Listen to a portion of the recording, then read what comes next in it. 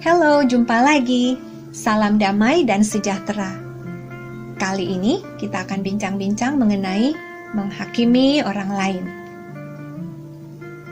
Pernah nggak kamu kesal sama tindakan seseorang, lalu teman kamu bilang, kamu nggak pernah sih ngalamin seperti yang dia alamin. Kalau kamu pernah, mungkin kamu akan bertindak seperti dia. Nah, apakah kalau kita pernah mengalami seperti orang itu, pasti kita akan bertindak seperti dia? Apakah kalau dua orang yang punya pengalaman yang sama akan melakukan tindakan atau perilaku yang sama? Belum tentu kan? Kenapa? Karena latar belakang yang berbeda, didikan keluarga yang berbeda, pendidikan, agama, apalagi pengaruh lingkungan, pengalaman masa lalu, situasi pekerjaan, keuangan, gaya hidup, masalah di rumah, trauma masa lalu, dan lain-lain. Lalu, kalau dua orang yang berbeda dan mempunyai semua hal-hal tersebut, atau ekstrimnya saudara kembar yang tinggal serumah, apakah mereka akan bertindak yang sama untuk suatu masalah yang sama? Belum tentu lagi. Kenapa? Karena semua hal-hal tersebut tadi berpengaruh kepada cara berpikir seseorang yang mempengaruhi tindakannya. Tidak ada dua orang yang punya cara berpikir yang persis sama, seperti tidak ada dua orang yang punya sidik jari yang persis sama. Balik lagi ke menghakimi. Apa sih itu menghakimi? Menghakimi adalah kalau kita berprasangka dengan persepsi kita. Biasanya prasangka yang negatif. Lebih bagus kalau kita bisa mencari tahu, mengklarifikasi, atau menegur. Hasil dari menghakimi biasanya menjadi gosip, celaan, atau kritikan.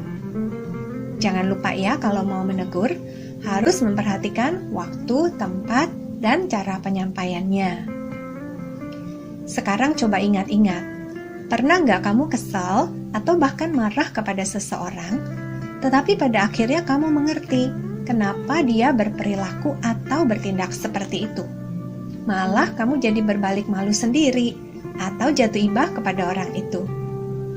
Bahkan penyebabnya adalah sesuatu yang sama sekali tidak kamu sangka atau terpikirkan. Nah, itu ruginya kalau kita langsung menghakimi. Saya menetap di California. Dulu saya suka memberi uang kepada pengemis-pengemis di downtown. Tetapi belakangan sering melihat mereka merokok atau minum minuman keras atau bahkan ngedrak. Sejak itu saya kapok, gak mau kasih uang lagi. Belum lama ini seorang teman bercerita bahwa kalau menjelang Natal dia sering membeli hadiah-hadiah buat pengemis-pengemis di downtown tadi. Lalu saya bilang, saya kapok memberi uang kepada mereka karena uangnya dibelikan rokok atau drug. Jawaban dia sangat merubah cara pandang saya kepada pengemis-pengemis itu. Katanya begini, kita beruntung punya tempat tinggal, pekerjaan, uang, makanan, keluarga, teman-teman yang selalu mendukung kita. Kalau kamu tidak punya semua itu, sendirian, kelaparan, sedih, dan dengan sedikit uang, kamu bisa beli drug atau rokok dan merasa bahagia sejenak. Lupa semua kesengsaraan kamu. Apakah kamu akan lakukan itu? Saya benar-benar tersentak. Tidak pernah berpikir sejauh itu. Sejak itu, kalau saya memberi uang kepada pengemis, tidak penting lagi buat saya. Uangnya mau diapain sama mereka. Yang penting, saya berniat baik dan berbagi. Pernah juga saya memberi uang kepada pengemis yang sedang merokok. Saya taruh uang di mangkuknya dan tanpa sadar saya bilang, "Stop smoking please." Lalu dia dengan malu-malu berkata, "I just pick it up from the street." Malah saya yang jadi malu, karena ternyata dia memungut puntung rokoknya dari jalanan, bukan membeli. Saya telah menghakimi dia. Dalam kehidupan sehari-hari, tanpa sadar kita menghakimi orang lain dengan prasangka yang negatif. Berprasangka itu normal, asalkan tidak berlebihan. Tidak mengganggu pikiran dan perasaan kita dengan prasangka itu sendiri. Next time, kalau ada orang yang bersikap tidak berkenan kepada kamu, ingat, dalam Alkitab Lukas 23 ayat 34, Yesus pernah berdoa, "Ya Bapa, ampunilah mereka, sebab mereka tidak tahu apa yang mereka perbuat." Loh, kok sudah berbuat salah dimaafkan? Alkitab Lukas 6 ayat 33 berkata, "Jika kamu berbuat baik hanya kepada orang yang berbuat baik kepadamu, apa kelebihanmu? Orang-orang berdosa pun melakukan hal yang sama." Kita tidak mau kan disamakan dengan orang berdosa? Lalu mengapa dikatakan sebab mereka tidak tahu apa yang mereka perbuat? Syarat menjadi dosa adalah kalau kita tahu dan mau melakukan sesuatu yang salah. Apakah kita tahu orang itu tahu dan mau berbuat salah? Kemungkinannya cuma ada dua.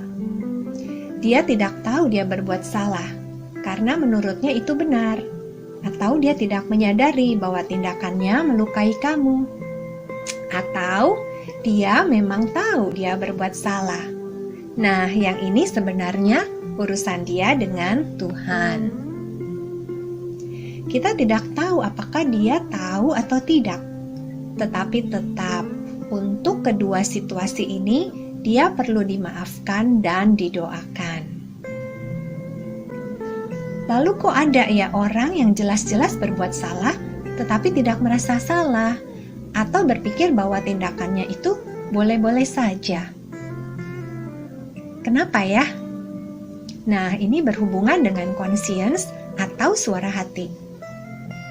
Pertanyaannya, apakah hubungan suara hati dengan Roh Kudus? Apakah keduanya sama? Setiap orang punya suara hati. Suara hati memberitahukan kita apa yang baik dan apa yang tidak baik. Sedangkan Roh Kudus membantu kita untuk selalu memilih yang baik. Untuk lebih jelasnya, saya akan memakai ilustrasi kaca jendela. Bayangkan kamu melihat melalui kaca jendela untuk melihat keluar. Kamu bisa melihat apa saja di luar sana. Ada yang baik atau buruk, bersih atau kotor, bagus atau tidak bagus. Ini ilustrasi untuk suara hati. Kalau kaca itu kotor atau buram, kamu akan kurang jelas atau tidak jelas melihat apa saja yang di balik kaca itu. Semuanya kelihatannya sama-sama saja, oke-oke saja, benar kan? Tetapi kalau kamu punya Roh Kudus, kaca itu pasti bersih dan terang, sehingga kamu bisa membedakan setiap gambaran yang ada di balik kaca dengan jelas. Dan sudah pasti kamu akan menyukai hal-hal yang bagus dan baik untuk dilihat dan dipilih. Kalau kamu tidak mendengarkan Roh Kudus, kaca jendela kamu akan buram, sehingga kamu kurang menyadari tindakan yang baik dan yang kurang baik. Karena semuanya sama saja, tidak salah.